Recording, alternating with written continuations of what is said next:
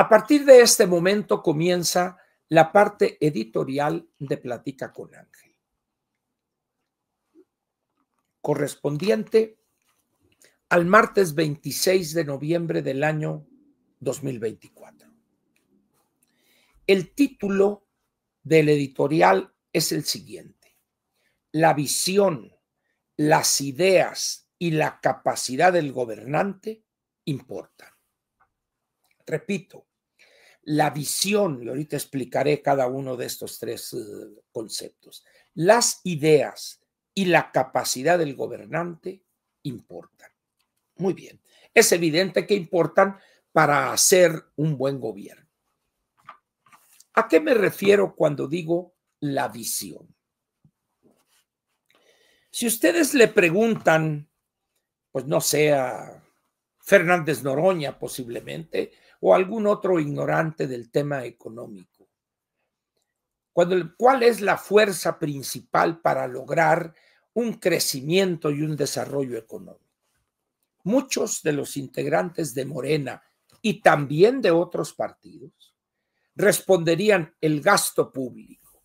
El presupuesto es el motor de la economía. Ténganle. El motor de la economía es la inversión privada. La inversión de los empresarios privados es lo que mueve, que hace crecer una economía, que hace que haya desarrollo económico y se creen fuentes de empleo permanente. Pero toda esta bola de demagogos y vividores del erario han glorificado al gasto público. Cuando aquellos países que han confiado en el gasto público para crecer y desarrollarse han caído en la ruina total. No me voy a ir al caso de Rusia o algunos, no. Vamos a ver, Cuba, por ejemplo. Cuba, el clásico modelo trasplantado desde las frías estepas y tierras cubiertas de nieve de la URSS al trópico. Un paisito en términos de población, de superficie, y con una bola de locos cuyas lecturas mal digeridas los llevaron a querer implantar el socialismo cuando ya la visión de ese modelo de desarrollo pues ya empezaba a resquebrajarse. Los resultados están a la vista.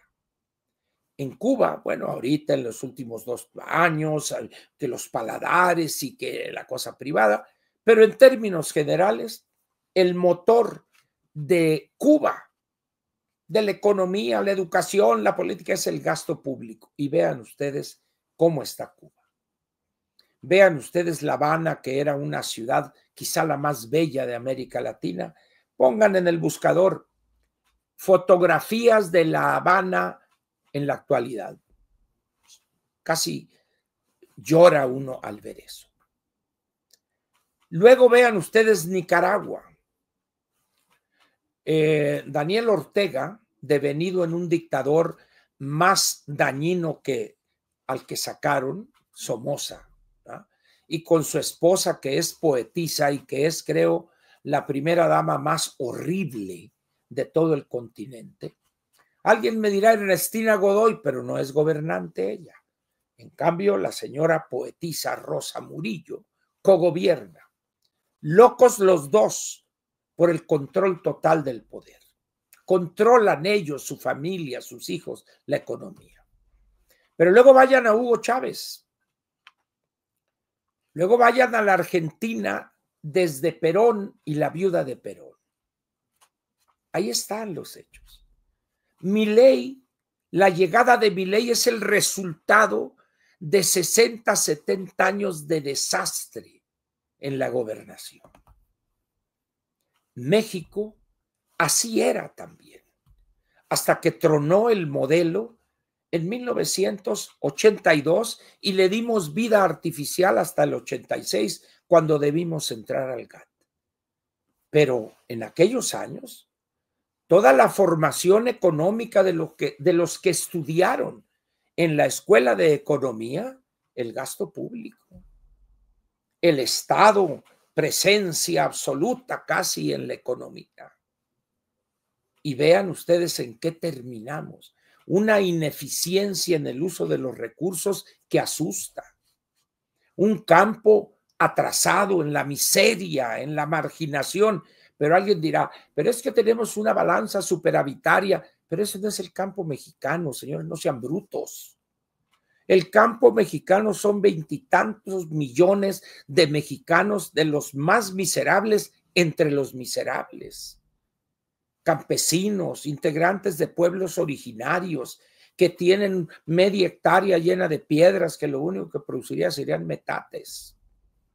Ese es el campo mexicano, con una legislación que data de 1917 y que ante los cambios en el mundo y en México, ahí sigue totémicamente, ahí está el artículo 27. Entonces, cuando llega un gobernante que tiene esa visión de que el gasto público es el arma, es la palanca para lograr crecimiento y desarrollo económico, las cosas se van por el caño. Les doy dos ejemplos recientes, Echeverría y López Portillo. Ellos fueron educados en aquellos años donde el gasto público y el Estado era 1,155 empresas propiedad del Estado que tuvieron que ser vendidas prácticamente porque eran un pozo de corrupción, de ineficiencia, de sinvergüenzadas, etcétera. El Estado era dueño de fábricas textiles, de fábricas de bicicleta, de cabarets, de fraccionamientos, etcétera. Entonces, cuando truena el modelo, hay que vender eso. Aquellos que duden cómo se realizó esa venta, hay un excelente libro, un ladrillote así en formato tamaño carta, de Jack Rogosinski. Se llama El Libro Blanco de las Privatizaciones, creo que ese es el título. Yo lo tengo en Ciudad Obregón. La próxima vez que vaya a Obregón voy a ir a donde tengo ahí mi modesta biblioteca y lo voy a mostrar. De tal manera, pues, que la visión, la idea que tiene el gobernante de cómo lograr crecimiento económico es importante en la gobernación. Alguien dirá, oye Ángel, no, te estás orinando fuera del orificio. No. Cuando debimos abrir la economía y empezar a aplicar un diferente modelo económico, recupera el sector privado el liderazgo en lo que se refiere a la inversión, a la creación de fuentes de empleo permanente, a la creación de riqueza. ¿Y qué es lo que sucedió? Que en vez de que los gobiernos tuvieran la visión de impulsar, de facilitar eso, se han dedicado a obstruir. Y llegan estas personas, el bulto y ahora la anticientífica, y en vez de entender la época en la que estamos viviendo y la inviabilidad de querer repetir aquella forma de gobernar, imposible. ¿Por qué? Porque su visión ideológica está plagada de clichés acedos, caducos, producto de la formación y sus lecturas mal digeridas. ¿Dónde se formó la anticientífica? En la grilla universitaria, en la vida parasitaria de pagar 25 centavos de colegiatura anual. Pues, ¿cómo ella va a estar en contra de que se cobren cuotas, por bajas que sean, en la educación pública? Ahí se formaron. Por eso Cuauhtémoc Cárdenas, que se formó antes de la anticientífica, no pasa de decir estupideces. Es que la educación que imparte el Estado debe ser pública, gratuita. Ah, qué bien. un hombre multimillonario por todas las cosas que se apropió el general, pero además un hombre que siempre ha vivido del erario de manera directa o indirecta y toda su familia. En esas condiciones, pues, la visión que tiene el gobernante de cómo hacer crecer la economía, de cómo estimular la inversión, tiene que estar acorde con el modelo que tenemos de desarrollo, que es una economía de mercado, una economía abierta que participe en la globalidad. Pero lo vamos a hacer con una ley que limita en la fracción 15ª del artículo 27 el número de hectáreas que puede poseer un particular. Les voy a dar a ustedes nomás unos datos para que vean lo absurdo. Muy bien. Vamos a suponer que ustedes se apegan a lo que dice el artículo 15 y no pueden tener más de 100 hectáreas de riego. Perfecto. Está usted dentro de la Constitución. Hay unos que tienen 100 hectáreas a nombre de la esposa, 100 hectáreas a nombre de cada uno de los hijos, y él las administra porque él es el dueño de todo. Y así tiene una explotación agrícola de 800, 1000 hectáreas. Muy bien. Pero vamos a quedarnos con las 100 hectáreas de riego. Y usted, ahora, ¿por qué ese límite?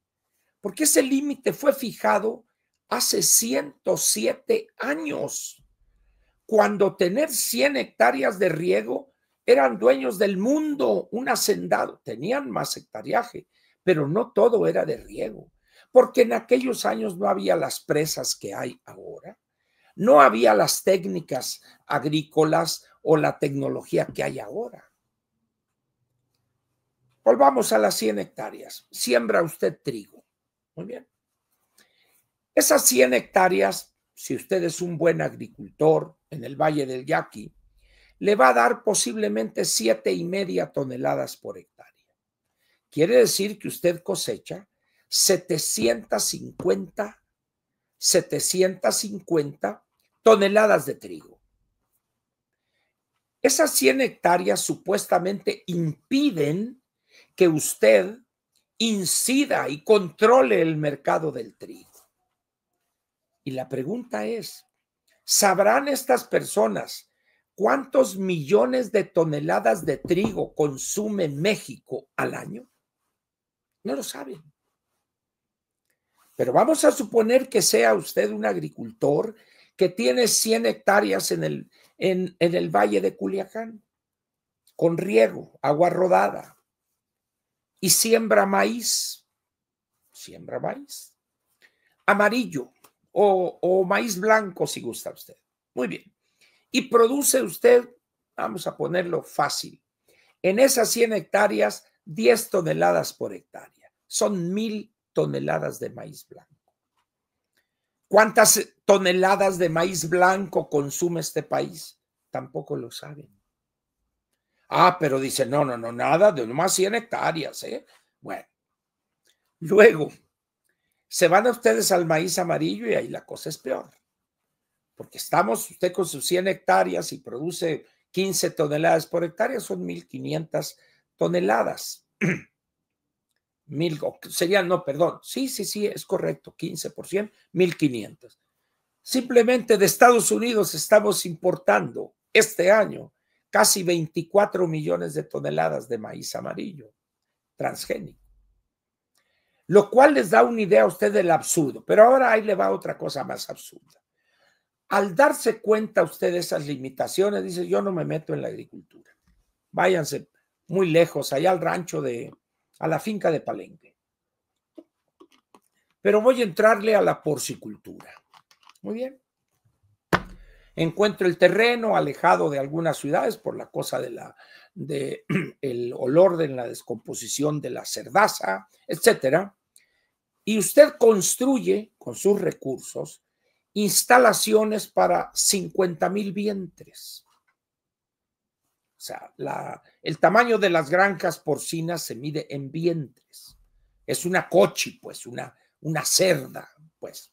Entonces, Para que sea una cosa muy rápida, vamos a suponer que esa cerda tiene 2 pariciones al año, de 10 lechoncitos cada uno, son 20. No se le muere uno solo. Entonces, esa cerda tiene 20 cerdos que se convierten en marranos para irse al rastro de 115 kilos. Entonces, una marrana, repito, da luz o pare a 20 cerdos de 100 kilos cada uno, son 2 toneladas de carne de cerdo, pero menos cuando lo llevan al rastro se pierde la tercera parte, entonces tiene 65 kilos, por eso le quitamos a eso el 30%. Pero si ustedes multiplican esa producción de esos 20 cerdos, que son a 100 kilos cada uno, son 2 toneladas. Muy bien. Lo multiplica por 50,000, aquello es un mundo de carne de cerdo. Porque México consume alrededor de ahorita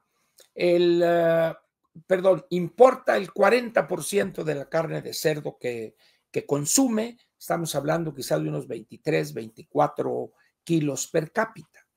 Entonces, si usted ve la influencia o el poder que tiene un productor con 50,000 vientres porcinos, tiene una parte importante, no despreciable del mercado, pero ese puede construir otra granja de 50,000 vientres y al contrario hay apoyo y muy bien. Chuy Vizcarra, que lo traen envueltas ahora porque importa él ganado de Centroamérica sin cumplir con los requisitos sanitarios, al menos eso dicen algunos ganaderos, tiene una engorda de 100,000 cabezas ahí cerca de la capital del estado de Durango. Y si tuviera de 200,000, al contrario, lo alabarían como un gran empresario. Pero nomás 100 hectáreas, ¿eh? Eso les habla a ustedes de la estupidez, no de la Constitución entera, de una fracción de un artículo de la Constitución. Pero todos estos que el gasto público, etcétera, prefieren estar protegiendo y que tasas blandas y que les vamos a dar fertilizantes y que esto y que lo otro y tractores con los equipos, etcétera, en vez de decidirse a cambiar la ley. Y así estamos en muchas cosas. Por eso, la visión arcaica, caduca, aceda del gobernante en materia económica y política es tremendamente dañina para el crecimiento económico y el desarrollo. Bien, pero entonces, ¿de dónde sacan dinero? A ver de quién se deje. En la ley de derechos que acaban de aprobar sin cambiarle una coma a los legisladores, le elevan lo que llaman el derecho a la minería de 7.5 a 8.5%, el derecho especial sobre la minería. Y dice uno, cuando uno participa en los mercados internacionales con una economía abierta, la competencia con otro país existe. ¿Qué tal si países mineros le bajan ese derecho que vamos a tener nosotros de 7.5 a 8.5%, le bajan al 6%? Algunas empresas se van a ir para allá. ¿Por qué? Porque en la minería, esa diferencia de 1 punto, de 2 puntos, puede significar tener utilidades o no. Pero hay otra cosa interesante. Hay algo que se llama el derecho minero, que establecía en la ley que lo captado se debería quedar en los municipios donde están esas minas para mejorar, para combatir problemas de caminos, de contaminación. Y eso llega López y se trinca todo ese dinero y deja a esos municipios sin dinero.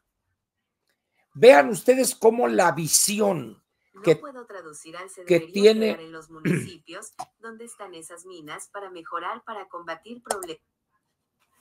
Metiche City. Nadie la llamó, pero ahí está. Muy bien. Entonces, ¿qué es lo que tenemos? La visión del gobernante puede ser una visión de futuro, de modernidad, o puede ser una visión de pasado, de atraso, de control del productor en vez de que fuere de libertad, que es lo que ayudaría a que los inversionistas tomaran riesgos en ese país. Ahora bien, las ideas. Algunos dicen es lo mismo. No, no es lo mismo. ¿Qué quiero decir aquí con ideas? Puedo traducir al que fuera de libertad. ¿Qué es lo que... ¿Qué quiere decir las ideas? Si ustedes le preguntan a la anticientífica, les va a lanzar un rollo ideológico, es que el pueblo, pero es que los opresores, los ricos, porque su formación ideológica, es decir, ese conjunto de ideas, responde a una visión del mundo que ya está en el basurero de la historia. Las ideas que ella adquirió, a ver, déjenme ver cómo puedo aquí cancelar a esta mujer metiche. Vamos a ver si así ya se calla. Esas ideas las adquirió en un hogar de izquierda en aquellos años. Pero hoy, 60 años después que tenga esas ideas, que país tras país socialista las han tirado al basurero de la historia. Ya no hay la Unión Soviética, Rusia es una economía de mercado, gobierno autoritario, pero es una economía de mercado. China popular, economía de mercado. Vietnam, economía de mercado. Los países que eran de Europa Oriental son todas economías de mercado. Y que estas personas, por las ideas, por la ideología que absorbieron y digirieron mal, tenemos este desastre con esta mujer y con el bulto. Entonces ya llevamos la visión, las ideas y la capacidad, que ahí se resumiría todo. Cuando estas personas, como la anticientífica y la bola de grillos que con la mente en los años 60 están con ella, no tienen la capacidad de gobernar, nunca lo han hecho. Son grillos que andan ahí chupando la sangre, es decir, el erario, etcétera. Entonces, cuando llegan a un puesto de responsabilidad, la riegan. ¿Por qué? Porque no se formaron, no fueron primero directores generales, luego subsecretarios, luego secretarios, es decir, no tienen experiencia en cómo se debe gobernar en una economía abierta. Por eso estas tres cosas, la visión, las ideas, la ideología, si gustan, y la capacidad del gobernante, importan mucho. Vean ustedes el desastre que dejó López Obrador. ¿Por qué? Porque es un hombre con una visión caduca y luego tiene esa carga pseudo religiosa que es pura mentira, es un viejo sinvergüenza, corrupto y protector de corruptos y nos echa rollos disque religiosos. Ese es falso, es hipocresía pura. Pero López, con sus ideas, su ideología medio religiosa y nacionalista y sus ideas de la economía, de la política, etcétera, y una incapacidad del gobernante. López dice, no es que había gobernado él la Ciudad de México, el gobierno del Distrito Federal. No es cierto. Otros eran los que gobernaban. Él andaba paseando, promoviéndose para el cargo de presidente de la República. Y ahora tenemos a esta persona, la anticientífica, pues que su único antecedente pues sería pues alguna sociedad de alumnos, y creo que tampoco lo fue en la UNAM, pero la delegación Tlalpan, pues que es juguetito, porque todas las decisiones vienen del gobierno central, y cuando llega él al gobierno central, al gobierno de la Ciudad de México, protegida totalmente por López, no tuvo tiempo de equivocarse, y llega a la presidencia de la República. El desastre está tocando a la puerta. Por eso es muy importante entender que la visión del gobernante, las ideas que tiene y la capacidad adquirida a lo largo de 15, 20 o 25 años de experiencia en la gobernación en otros niveles, eso daría por resultado un buen gobierno. Pero con una visión atrasada, caduca, con una ideología también caduca, ya tirada al basurero de la historia, y con una nula capacidad, ¿qué vamos a obtener? Lo que obtuvimos con López, un desastre completo. Ahora bien, lo que no entienden estas personas, ni lo entendía López, es que la época que estamos viviendo es la época de las economías abiertas, de la incorporación a la globalidad, de facilitarle las cosas a los empresarios para que tomen riesgos, para que inviertan. Pero eso implica respetar la ley, aplicar la ley sin distingo alguno. Esa es la época. Pero cuando tenemos a esta gente, pues vean ustedes, abrazos, no balazos.